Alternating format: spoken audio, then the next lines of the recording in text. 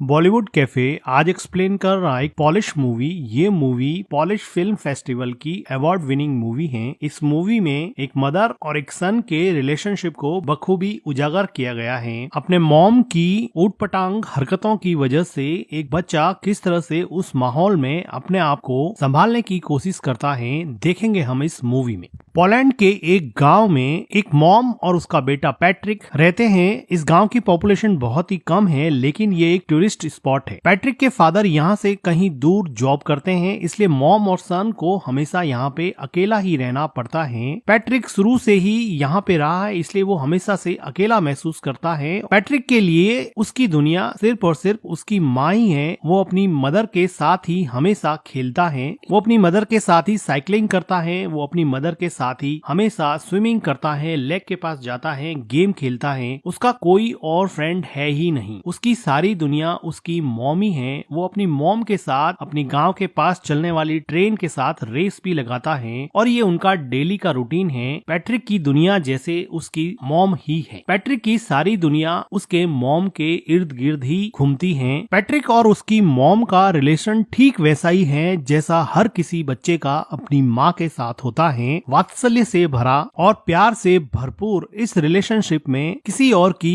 कोई जगह नहीं थी। लेकिन पैट्रिक की जिंदगी में खलबली तब मच गई जब इस गांव में आसपास के सभी लोग समर वेकेशन की वजह से अपने बच्चों को लेकर पिकनिक मनाने आने लगे और अपना समर वेकेशन व्यतीत करने के लिए यहाँ पे रुकने लगे। पैट्रिक तो किसी से भी क्लोज यहाँ पे हो ही नहीं पाया, क्योंकि वो शुरू से ही अकेला रहा था। उसको किसी से फ्रेंडशिप करने में भी बहुत प्रॉब्लम होती है। लेकिन वो देखता है कि उसकी माँ अब रात को रोज घर से बाहर जाने लगी हैं। पैट्रिक ने शुरुआत में इन सब चीजों से कोई रिएक्ट नहीं किया। पैट्रिक की मॉम को रोज शाम को एक कॉल आता और वो पैट्रिक को घर में अकेला छोड़ के ही चली जाती। पैट्रिक काफी देर तक इंतजार करता। कभी उसकी मॉम रात को घर लौटती नहीं थी और कभी देर रात को लौटती थी। वो थोड़ा सा टाइम पैट्रिक के साथ स्पेंड करती थी, लेकिन पैट्रिक को कल का बहाना देकर कि कल मैं तुम्हारे साथ पूरा दिन व्यतीत करूंगी और पैट्रिक को अकेला छोड़ देती थी। धीरे धीरे पैट्रिक अकेलेपन की वजह से एंजाइटी और डिप्रेशन का शिकार होने लगा। वो अपने अकेलेपन से कोप अप नहीं कर पा रहा था, क्योंकि उसके कोई फ्रेंड भी नहीं थे। अगले दिन वो देखता है कि उसके पड़ोस में कोई नई लड़की आई है जो शायद अपना समर वेकेशन यहाँ बिताने के लिए पास में रहने लगी है। पैट्रिक उस लड़की से दोस्ती करने की कोशिश करता है, लेकिन टिपिकल टीनेजर की तरह वो लड़की उसको कोई रेस्पॉन्स नहीं देती है। अगले दिन पैट्रिक की मॉम जब फिर से घर के बाहर जाने लगती हैं, तो पैट्रिक को बहुत बुरा लगता है और वो अपनी मॉम के ड्रेस पर जूस से भरा ग्लास गिरा देता है, जिसकी वजह से उसकी मॉम उस पर बहुत चिल्लाती है और उसको डांटने लगती है। वो उसके मन की हालत नहीं समझ पा रही थी कि वो अंदर से कितना अकेला फील कर रहा है, लेकिन जैसे उसको कोई फर्क ही नहीं पड़ता, वो अपनी ड्रेस चेंज करके फिर से शाम को अपने बॉयफ्रेंड से मिलने के लिए निकल जाती है। पैट्रिक अपनी मॉम का पीछा करता है। वो देखता है कि कहाँ जाती है। कुछ देर जाने पर उसको पता चलता है कि वो हमेशा अपने एक बॉयफ्रेंड से मिलती है। पैट्रिक को अपनी मॉम के पीछे जाते समय एक हिरन का बच्चा दिखता है जो अकेला सड़क पर घूम रहा था।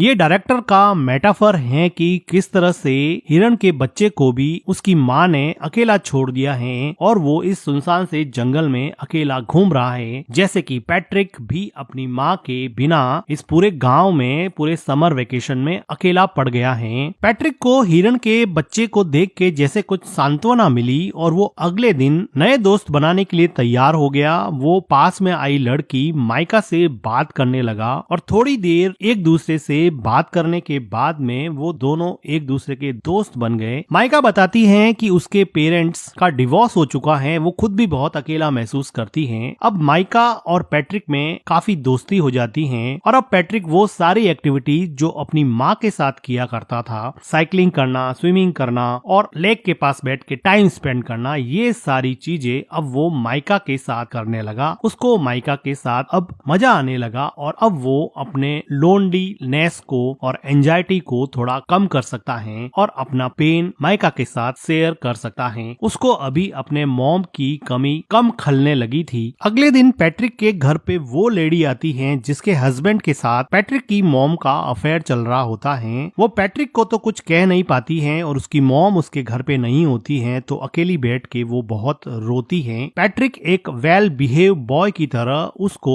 कुछ खाने को देता है। उसी शाम को पैट्रिक के डैड का कॉल आता है और पैट्रिक की मॉम उसके डैड से बात करते हैं। तो पैट्रिक की मॉम पैट्रिक को कहती है कि तुम अपने डैड को मेरे अफेयर के बारे में कुछ नहीं बताओगे, मैं तुम्हें वार्न करती हूँ। वो उससे कसम लेती है कि तुम अपने डैड को मेरे अफेयर के बारे में कुछ नहीं बताओगे। पैट्रिक कसम देता है कि मैं अपने डैड को आपके अफेयर के बारे में कुछ नहीं बताऊंगा। पैट्रिक को लगा कि ये बात मानने से उसकी मॉम उसके साथ ज्यादा टाइम स्पेंड करेगी, लेकिन उसकी मॉम को कोई फर्क नहीं पड़ने वाला था। पैट्रिक अब इतना परेशान हो चुका था कि वो मेन डोर की कीज भी छुपाने लगा। वो अपनी मॉम को जाने से रोकने लगा, लेकिन उसकी मॉम उसको मार के उससे लड़ झगड़ के भी अपने बॉयफ्रेंड से मिलने जाती थी। पैट्रिक चाहे अकेला बैठ के कितना भी परेशान हो, उसको जैसे कोई फर्क ही नहीं पड़ता। पैट्रिक के लिए अब एकमात्र सहारा उसकी नई नई दोस्त माइका थी, जिसके साथ वो काफी टाइम स्पेंड किया करता था और यहाँ के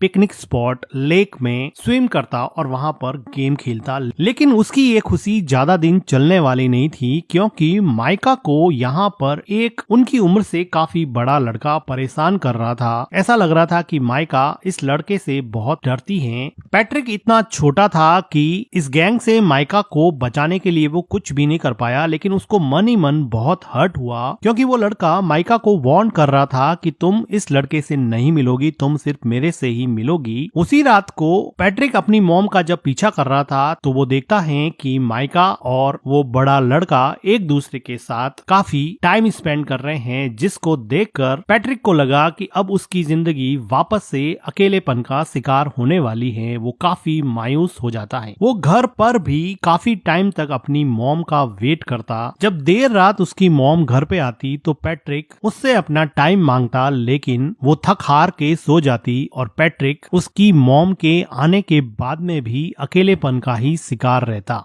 अगले दिन सुबह पैट्रिक को माइका मिलती है और वो माइका को पूछता है कि क्या उस लड़के ने तुम्हारे साथ कोई जबरदस्ती की थी। तो माइका जैसे डर गई हो और वो डर के मारे वहाँ से भाग के घर में चली जाती है। पैट्रिक उसको जाके पूछता है कि हुआ क्या, मुझे ये तो बताओ। वो बिना कुछ बोले ही रोने लग जाती है। पैट्रिक को ऐसा लगता है कि उसके साथ जबरदस्ती की गई है। वो दौड़ के जाता है और उन लड़कों के ग्रुप में उस लड़के पे अटैक करता है, लेकिन एक छोटा बच्चा उससे कैसे लड़ेगा और वो बड़ा लड़का पैट्रिक को ओवर पावर कर देता है और पैट्रिक यहाँ पे कुछ नहीं कर पाता। थोड़ी देर बाद में माइका वापस पैट्रिक के पास आती है और उसको समझाने की कोशिश करती है कि हम दोनों अच्छे दोस्त बन सकते हैं, तुम इतना हर्ट क्यों हो गए हो। लेकिन पैट्रिक को डीप डाउन कहीं पे हर्ट हो गया था। वो वापस से माइका से बात ही नहीं करना चाहता था, क्योंकि वो ऑलरेडी अपनी मॉम से बहुत ज्यादा हर्ट था और जब माइका ने भी उसे हर्ट किया तो वो इमोशनली वायलेंट हो गया और वो अपने इमोशन को कंट्रोल नहीं कर पा रहा था। अपने गुस्से को, अपने फ्रस्ट्रेशन को माइका के ऊपर निकाल दिया और माइका को उल्टा सीधा बोला, जिसकी वजह से अब माइका को वापस हर्ट हुआ और अब माइका वहाँ से चली जाती है। पैट्रिक को बिल्कुल समझ में नहीं आ रहा था, क्योंकि वो छोटा सा बच्चा था, उसको समझ नहीं आ रहा था कि इन सब सिचुएशन से कैसे निकले। उसकी मॉम उसको बिल्कुल भी सपोर्ट नहीं करती थी, ना उसको गाइड करती थी। उसके आसपास कोई भी पेरेंटल गाइडेंस नहीं होने की वजह से वो अपनी ही दुनिया में जो उसको समझ में आता वो करता जाता और उसके अंदर अनस्पोकन इमोशंस का एक ऐसा गुब्बार बना जिसकी वजह से वो बुरी तरह से फ्रस्ट्रेट हो गया। उसी रात को पैट्रिक की माँ घर पे रोती हुई आती है। ऐसा लग रहा था कि उसके बॉयफ्रेंड के साथ उसका झगड़ा हुआ है या फिर ब्रेकअप हो गया है। पैट्रिक की मॉम काफी दिनों तक उदास रहती हैं, लेकिन पैट्रिक अपनी मॉम को अपने पास में देख के काफी खुश रहने लगा है। वो अपनी मॉम की काफी केयर करता है। एक रात अचानक उसके डैड वापस लौट आते हैं और दोनों के लिए बहुत सारे गिफ्ट लाते हैं। पैट्रिक को अब लगा कि अब उसका समर वेकेशन बहुत अच्छे से निकलेगा, क्योंकि उसके डैड ने उससे प्रॉमिस किया था कि मैं समर वेकेशन तुम्हारा साथ में बिताऊंगा। अभी एक अच्छी फैमिली की तरह खूब अच्छा टाइम स्पेंड करते हैं और पैट्रिक अपने मॉम और डैड को एक साथ देख के बहुत खुश होता है और उसका लोनलीनेस जैसे धीरे धीरे गायब होने लगा था। उसकी एंजाइटी कम होने लगी थी। तो एक रात पैट्रिक के डैड चेस खेलते हुए उससे पूछते हैं कि क्या तुम्हारी मॉम मेरे जाने के बाद में किसी से मिलती थी या रात को लेट आती थी। लेकिन पैट्रिक पैट्रिक ने अपनी मॉम को प्रॉमिस किया था कि वो उसका राज किसी को नहीं बताएगा, इसलिए वो अपने डैड को अपनी मॉम के अफेयर के बारे में कुछ नहीं बताता है। लेकिन उसके डैड को इस बात पे डाउट हो जाता है क्योंकि पैट्रिक की मॉम का बिहेवियर काफी चेंज हो गया था। उसी टाइम पे पैट्रिक के घर पे माइका आती है और वो उससे बात करने के लिए कहती है। माइका के कहने पर पैट्रिक उसके साथ साइकिलिंग पे जाता है और लेक में स्विम करने के बाद में माइका उसको बताती है कि अब मेरा समर वेकेशन खत्म होने को है, मैं यहाँ से चली जाऊंगी। माइका को पैट्रिक को हर्ट करने पर काफी दुख लग रहा था, लेकिन पैट्रिक अब इसमें कुछ ज्यादा कर नहीं सकता क्योंकि अगर समर वेकेशन खत्म होगा तो माइका को जाना ही पड़ेगा। वो अपने घर पहुंचता है और वो देखता है कि सीढ़ियों पर वही लेडी जो थोड़े दिन पहले उसके घर आई थी वो सीढ़ियों से नीचे उतर रही है। वो अंदर जाके देख रहा है कि उसके डैड बाथरूम में बैठे बैठे रो रहे हैं। उसको समझ में आ जाता है कि उस लेडी ने उसकी मॉम के अफेयर के बारे में उसके डैड को बता दिया है क्योंकि उस लेडी के हस्बैंड के साथ ही उसकी मॉम का अफेयर चल रहा था। तो इस बात से दुखी होके उसके डैड ने अब ये डिसाइड किया है कि अब वो यहाँ नहीं रहेंगे और वापस जॉब करने चले जाएंगे और शायद कभी वापस नहीं आएंगे। पैट्रिक की मॉम पैट्रिक के डैड को समझाने की कोशिश करती है, लेकिन जब आप रिश्तों की बुनियाद विश्वास को ही हिला देते हैं, ट्रस्ट को ही खत्म कर देते हैं, तो किसी भी इंसान को रोकना लगभग नामुमकिन सा हो जाता है। पैट्रिक के डैड अब यहाँ से चले जाते हैं। समर वेकेशन खत्म हो जाता है। अब पैट्रिक को स्कूल जाना होता है। पैट्रिक की मॉम पैट्रिक को तैयार करके स्कूल छोड़ने जाती हैं। वो दोनों सड़क पर चल रहे हैं, दोनों एक दूसरे से बात भी नहीं कर रहे हैं। पैट्रिक को अपनी मॉम पे बहुत गुस्सा है क्योंकि उसकी मॉम की वजह से उसके डैड उसको छोड़ के चले गए। उसके सेल्फिश बिहेवियर की वजह से वो किसी से घुल मिल नहीं पाया। वो मेंटली इतना ब्लॉक हो गया कि दूसरे बच्चों से बात भी नहीं कर पाता था और ना ही उसको अपनी मॉम का